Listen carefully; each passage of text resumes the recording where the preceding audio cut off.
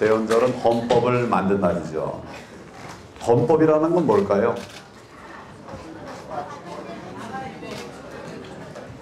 그래, 우리나라에는 많은 법들이 있는데 헌이라는 것은 으뜸이라는 말입니다. 그러니까 헌법 그러면 어떤 법이죠? 네, 으뜸법. 우리나라에서 으뜸법, 제일 큰 법. 헌법을 어기는 법은 다 무효가 되는 거예요. 그 헌법을 어기는 규약, 규칙 이런 것들은 다 효력이 없는 겁니다. 우리나라의 가장 근간이 되는 기본 틀을 정해놓은 법, 그것을 헌법이라고 합니다. 어제는 이제 그 헌법을 우리나라가 제정한 지 66년 된 그런 뜻깊은 날이었습니다. 헌법이라는 게 왜 필요하냐 하면 우리나라에 지금 인구가 어느 정도나 되죠? 네, 한 5천만 명 정도 되는데 이 사람들이 이런 헌법의 규율, 헌법이 정한 대로 살아가도록 되어 있지 않다면 굉장히 큰 혼란이 있을 거예요. 굉장히 큰 어려움이 많이 있을 텐데 헌법에서 우리가 무엇을 지키며 살아갈 것인가, 또 어떻게 행동해야 할 것인가, 이런 것들에 대한 큰 틀을 정하고 있기 때문에 헌법에 따라서 법률이 만들어지고 법률에 따라서 여러 가지 또 하부 규정들이 만들어져 가지고 우리 법 질서가 쭉 유지되는 거죠. 우리 교칙은 법일까요? 법이 아닐까요? 우리 학교에서 우리가 지키는 법 규칙은 법일까요? 법이 아닐까요? 네. 그것도 넓은 의미에서의 법이에요. 그래서 그런 규칙을 잘 지키면 학교가 행복해지고 규칙을 잘 안 지키면 학교가 이제 복잡해지죠. 힘들어지죠.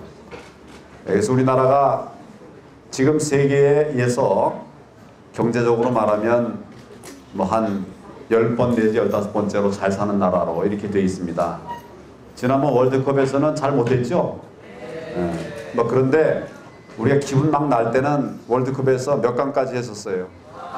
4강까지도 하는 그런 정도의 나라가 됐어요. 이렇게 된 바탕에는 헌법을 잘 만들고 여러분들의 선배들이 또 어른들이 그 법을 지키기 위해서, 법을 지키면서 나라를 발전시키기 위해서 노력을 한 그런 덕분이다, 이런 생각을 합니다. 그럴 때 그 베이스, 기본이 된 것이 바로 헌법이고 헌법에 따른 여러 법들이 우리 사회를 이렇게 만들어 왔다, 이런 생각을 하고 있습니다.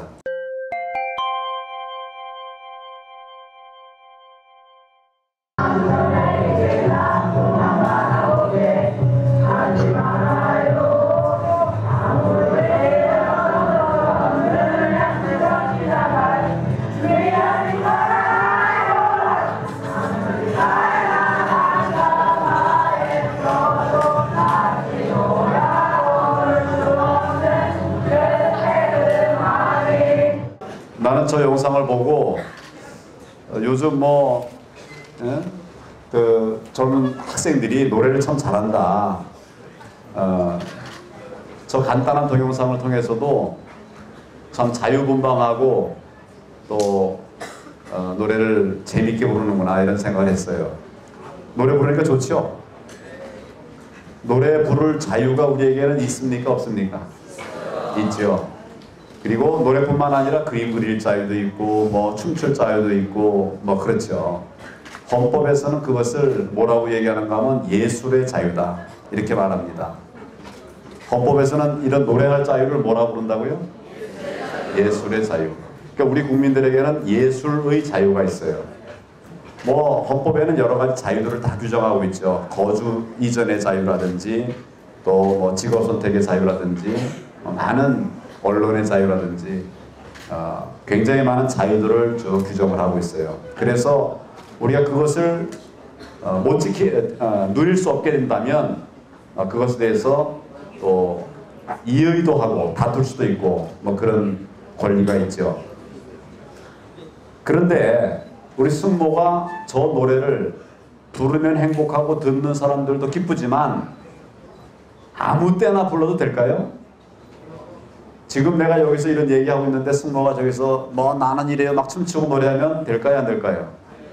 안 되죠. 헌법에는 자유가 있습니다. 헌법에서는 여러 자유들을 보장하고 있는데, 그런데 그 자유를 무제한 아무렇게나 막 이렇게 할 수 있도록 하는 게 아니라 일정한 경우에는 제한을 두고 있어요. 그러니까 우리 헌법 37조에서는 뭐 예를 들면 국가의 안전 보장이라든지 질서 유지라든지 공공의 우리 모두의 복리를 위해서라고 한다면 그 기본권을 제한할 수 있다, 이런 규정이 있습니다. 그러니까 승모가 평상시에는 노래를 자유롭게 이렇게 막 부르지만 수업 시간에는 노래를 부르면 안 되겠죠. 그렇죠? 또는 어머니나 선생님이 뭐라고 얘기를 하고 있는데 거기서 노래를 부르면 안 되겠죠. 헌법에서는 그런 것을 자유의 제한이다, 이렇게 말하고 있어요. 그러니까 우리들에게는 자유도 있고 제한도 있고, 뭐가 있다고요? 자유도 있고 제한도 있고. 그러니까 자유로울 수 있을 때 자유를 누리고, 또 제한이 있으면 제한을 지키고, 이렇게 하는 것입니다.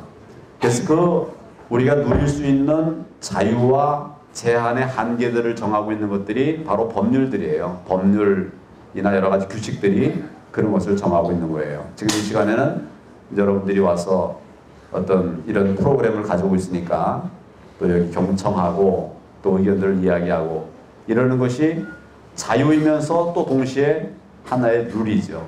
아무렇게나 막 말을 하면 안 되는. 그래서 우리가 헌법의 날 제헌절에 생각해야 될 것은 우리들에게는 자유가 있고 또 동시에 그 자유의 한계, 제한이 있다.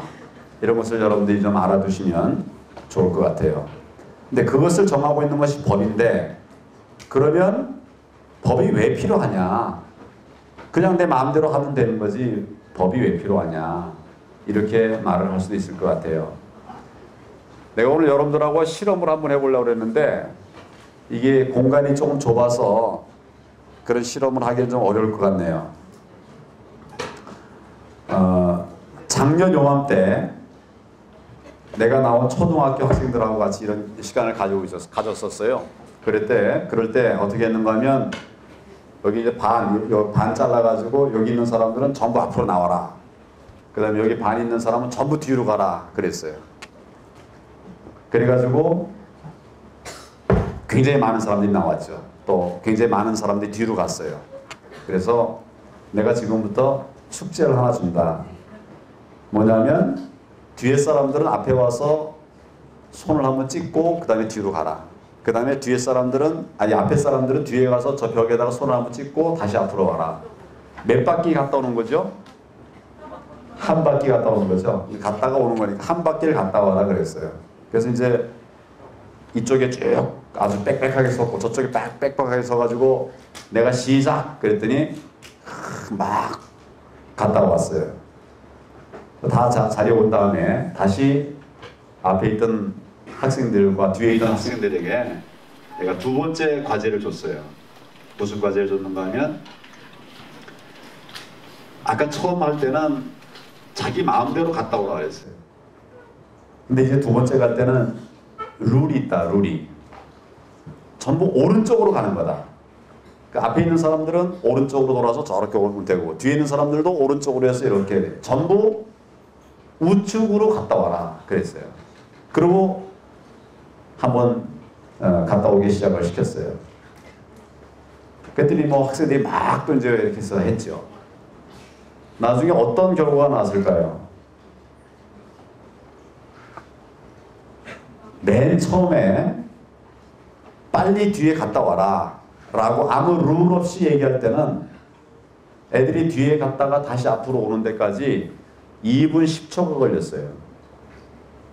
근데 두 번째 다 오른쪽으로 갔다 오자 이렇게 해가지고 또 빨리 갔다 와라 그랬더니 그때는 방향만 전부 오른쪽으로 이제 돌아가지고 갔다 왔는데 그곳이 바뀌었는데 한 바퀴 다 돌고 오는데 시간이 얼마 걸렸냐면 1분 10초가 걸렸어요.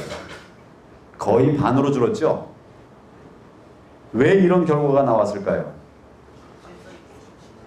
네, 맞아요. 질서 있게. 룰을 지켜서, 법을 지켜서 우측 동행을 똑같이 하니까 서로 부딪히질 않는 거예요. 그 내가 애들에게, 우리 초등학생, 여러분들은 중학생이니까 답이 금방 나오는데 초등학생들에게 왜 이런 차이가 생겼을까요? 앞에는 2분 10초 걸렸는데 뒤에는 왜 1분 10초밖에 안 걸렸을까요? 이렇게 물었더니 맨 처음에 대답을 하는 어떤 어린 초등학생은 이렇게 대답을 해요. 왜 처음은 오래 걸렸고 뒤에 천천히 걸렸어요? 조금밖에 안 걸렸을까요? 그랬더니 처음 갈 때는 초행길이라서 그랬습니다. 뭐 그런 것도 조금 영향이 있었겠죠. 근데 초행길이기 때문에 그런 것이 아니라 이제 규칙을 지켰기 때문에 그런 것이죠. 그러니까 법이라고 하는 것은, 규칙이라고 하는 것은 그만큼 중요한 것입니다. 맨 처음에 그냥 방향을 안 정하고 막 갔다 오라 그러니까 빨리 가고 싶은 욕심에 우리 어린아이가 막 가다 보니까 다른 친구들하고 부딪히기도 하고, 그래서 막 손 밀기도 하고 이러면서 피해가지고 막 이렇게 해가지고 가니까 굉장히 시간이 많이 걸리죠. 속도가 많이 걸리죠. 근데 전부 다 오른쪽으로만 도니까 부딪힐 일이 없어요. 그래서 한 바퀴 쭉 돌고 나니까 편안하게 갔다 왔는데도 시간은 더 짧게 걸린 거죠. 이게 법입니다. 오른쪽으로 가라고 하는 것은 불편한 것 같지만 결과적으로는 우리들에게 편리를 주고 행복을 주는 거였어요. 근데 그냥 마음대로 갔다 오라 하니까 자유로운 것 같지만 결과적으로는 한 바퀴 도는데 2배나 많은 시간이 걸렸었어요. 여러분도 한번 나중에 교실로 가서 기회가 되면 한번 해보세요. 근데 이제는 이게 무슨 의미인가를 알았기 때문에 저는 오른쪽으로만 가겠죠. 오른쪽으로만 간다는 게 뭐냐면 법을 지키는 태도예요. 그렇게 되면, 법을 지키게 되면 우리가 저절로 사회가 행복해진다. 근데 다들 오른쪽으로 도는데 한 사람이 거꾸로 왼쪽으로 돌았다면 어떤 일이 벌어졌을까요?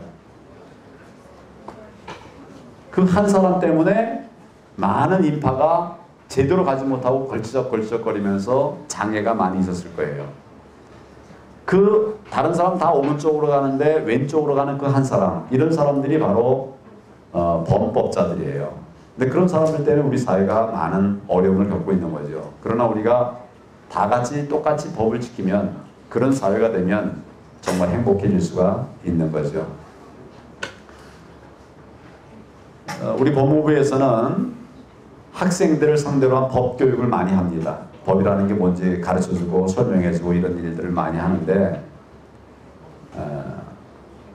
한번 초등학교 어린아이들을 데리고 어느 선생님이 쭉 강의를 했어요. 법에 대해서, 법이란 이런 거다 저런 거다 쭉 설명을 한 다음에 맨 마지막에 이제 우리 학생들에게 오늘 강의를 듣고서 오늘 프로그램을 다 마친 다음에 어린이가 법에 대해서 어떻게 느끼는지, 법이 뭐라고 느끼는지 한번 써봐라, 이렇게 했어요. 그랬더니 뭐 법은 추상이다, 또 법은 원칙이다, 법은 금이다, 뭐 법은 돈이다, 뭐 법은 뭐다, 여러 가지 많이 썼는데 그 중에 어떤 어린이가 이렇게 썼어요. 법은 뭐냐? 그래서 써내라고 하는 것의 답이 뭐냐면, 이 어린이는 법은 목욕탕이다, 이렇게 써냈어요. 이 어린이가 왜 법을 목욕탕이라고 써냈을까요? 이 어린이가 법을 목욕탕이라는 이유가 뭘까요? 뭐라고? 저쪽에 똑똑한 어린이가 있는 것 같아. 이게 뭐? 맞아요. 목욕탕에 들어가 나오면 깨끗해지니까, 들어갔다 나오면 깨끗해지니까. 정답입니다. 그래서 그 어린이가 법이 뭐냐 그랬더니 법은 목욕탕입니다 그랬어요. 그래서 그 어린이에게 왜 목욕탕이라고 그랬느냐 그랬더니, 첫 번째는 우리 황성욱 학생이 얘기한 것처럼 목욕탕에 들어갔다 나오면 깨끗해집니다. 법을 지키면 우리 사회가 깨끗해집니다. 그래서 법은 목욕탕입니다. 근데 그 어린이가 또 한 가지 있습니다. 법은 목욕탕은 따뜻합니다. 마찬가지로 법도 따뜻합니다. 그렇게 얘기했어요. 그러니까 맨 처음에는 그 학생은 법은 처벌하고 뭐 혼내주고 이렇게만 알고 있었어요. 그랬는데 법은 예를 들어서 만약 우리 학교에 여러분 뭐 그런 사람은 없겠지만은 친구들을 때리는 사람이 있을 때 때리지 못하도록 막아주는 게 법이잖아요. 그러니까 그 피해를 당하는 학생으로서는 법이 나를 따뜻하게 지켜주는 방패막이가 되는 거예요. 그래서 법은 목욕탕입니다. 목욕탕의 의미는 깨끗하게 하는 것입니다. 또 한 가지는 뭐라고요? 따뜻하게. 목욕탕 들어가면 따뜻하죠? 네, 그래서 목욕탕은 따뜻한 곳입니다. 이렇게 얘기를 했다고 그래요. 실제로 이 말 다 맞는 말입니다. 우리 황성우 학생이 얘기한 것처럼 법은 우리 사회를, 우리와 우리 사회를 깨끗하게 하는 것이고 또 다른 한편으로는 따뜻하게 해주는 것입니다. 그래서 우리 법무부는 법무부의 법무 정책의 방향을 법 질서를 바로 세우는 것과 또 한 가지는 인권을 지키는 것. 우리 사회에서 법에 피해를 당하는 사람들의 인권을 지켜주는 것. 이것을 따뜻한 법치라고 합니다. 법치를 하되 따뜻하게 한다. 그런 뜻이에요. 우리나라에는 많은 범죄자들이 있습니다만 범죄자들 중에 어떤 분들은 처벌도 되고 교도소도 가고 이렇게 되지만 또 많은 사람들은 검찰에 가서 검사님 앞에 용서를 받고 다시 한번 기회를 얻기도 합니다. 그러나 어떤 것이든 법을 어기면 그냥 용서가 되는 건 아니고 여러 가지 뭐 까다로운 이런 절차들이 있기 때문에 법을 어기는 일은 없어야 되죠.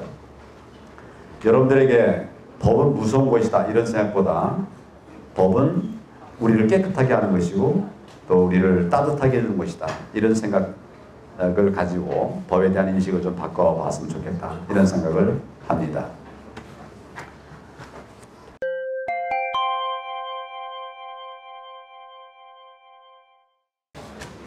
혹시 여러분 검사가 되려면 어떻게 해야 되는지 아는 사람 있습니까? 사법고시, 로스쿨. 그래 지금은 두 가지 길이 있어요. 하나는 사법고시를 봐가지고 검사가 되는 방법도 하나 있고 또 하나는 로스쿨 들어갔다가 로스쿨 마친 다음에 변호사 시험에 합격하면 또 검사 지원할 수 있는 자격이 생깁니다. 근데 로스쿨을 나왔다거나 로스쿨을 나와서 변호사 시험이 합격했거나 또는 사법 시험이 합격됐다고 해서 바로 검사가 되는 건 아니고 그 중에서 또 경쟁을 해가지고 여러 가지로 우수한 분들이 검사가 됩니다. 그래 검사가 되는 길은 쉽지는 않죠. 쉽지는 않지만 그러나 여러분처럼 젊었을 적에 젊어서부터 꿈을 가지고 쭉 공부를 하면 옛날에 이제 사법고시 때는 시험이 정말 너무 어려웠어요. 근데 이제는 로스쿨이 생겨서 조금 로스쿨 들어갈 수 있는 기회가 좀 넓어져 있습니다. 그리고 로스쿨 시험 끝나고 나서 이제 변호사 시험을 보게 되는데 변호사 시험 합격률도 뭐 상당히 높아요. 한 80% 가까이 이렇게 이제 합격시키니까 혹시 여러분들이 법조인이 되고 싶은 꿈이 있다면 그 대신 지금부터 준비를 해야 돼. 지금부터 준비할 것이 뭐냐면 아무래도 검사가 되려면 공부를 어느 정도 해야 되겠죠. 공부를 좀 열심히 하셔야 되고 그 다음에 또 건강해야 돼요. 건강하지 않으면 공부를 오래 할 수가 없어요. 그러니까 건강하도록 몸을 늘 관리를 해야 되고 그리고 이제 또 한 가지는 이제 우리 그 마음을 선하게 가져야죠. 정의롭고 선하게. 마음이 악하고 나쁜 사람이 검사가 되면 큰일 납니다. 이 사회가. 그 마음이 선하고 바른 이런 마음을 어려서부터 젊어서부터 쭉 갖추고 있으면 좋은 검사가 될 수 있고 또 그런 검사들 중에서 또 여기 앞에 나와 계신 분들 아까 소개받는 분들은 다 검사님들이에요. 한번 검사님 잠깐만 일어나 보시겠어요? 다들 한번 잠깐 일어나 보세요.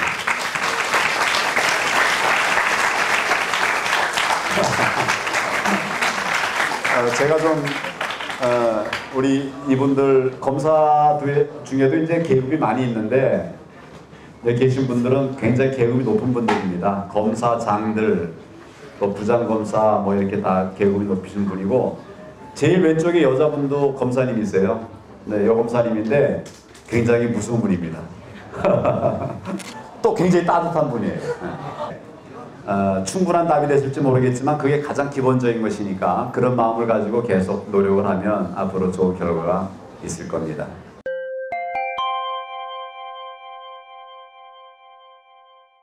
전국에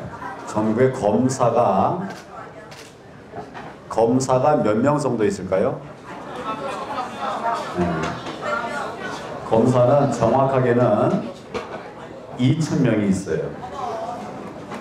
그 다음에 법무부에는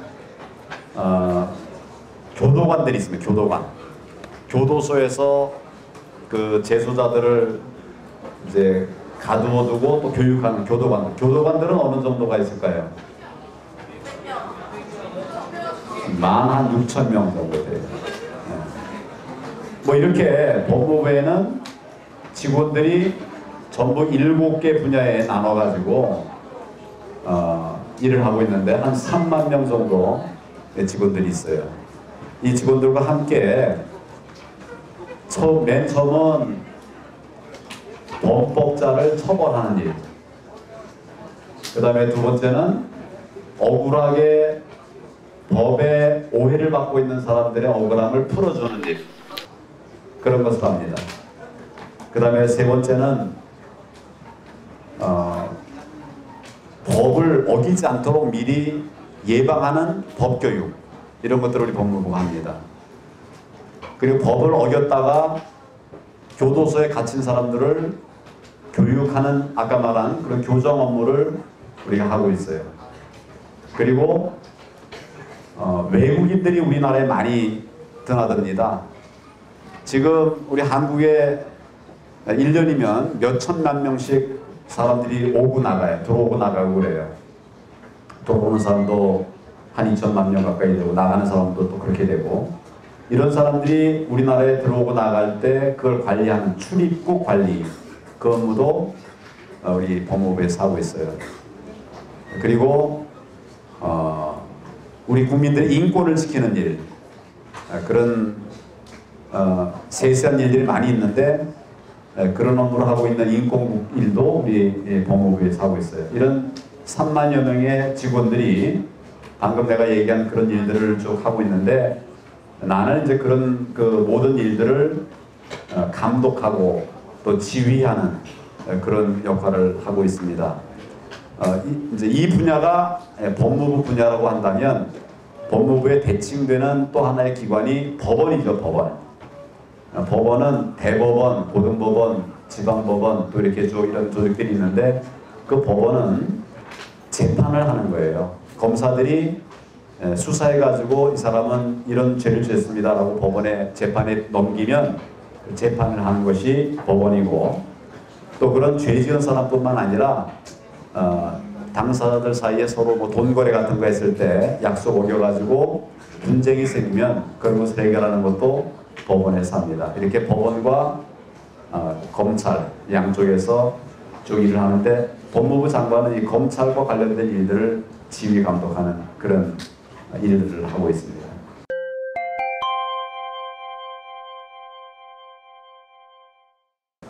누가 나에게 내 직업이 지금 뭐죠? 법무부 장관인데, 여러분 나이가 몇이에요? 15.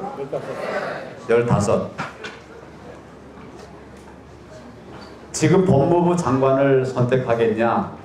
아니면 15살 청년 중학생 시절로 돌아가겠냐?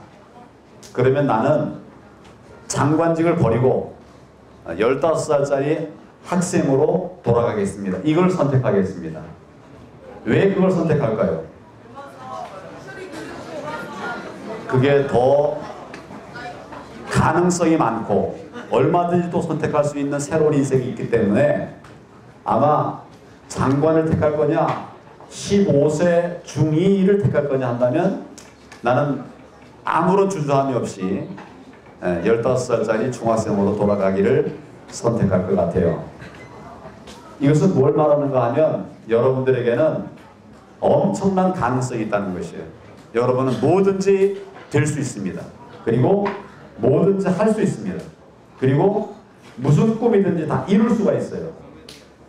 그 대신에 오늘 우리가 잠깐 얘기한 대로 법을 지키면서 노력을 해나가는 이런 것들이 필요하겠죠. 그러나 그런 것도 그렇게 많은 오랜 시간이 필요한 것이 아니에요. 또 오랜 시간이 남아있는 것이 아니에요. 주어져 있는 시간에 최선을 다해서 좋은 후배, 멋진 후배, 우리 사회를 행복하게 하는 그런 후배들이 다 되시기를 바랍니다. 마치겠습니다.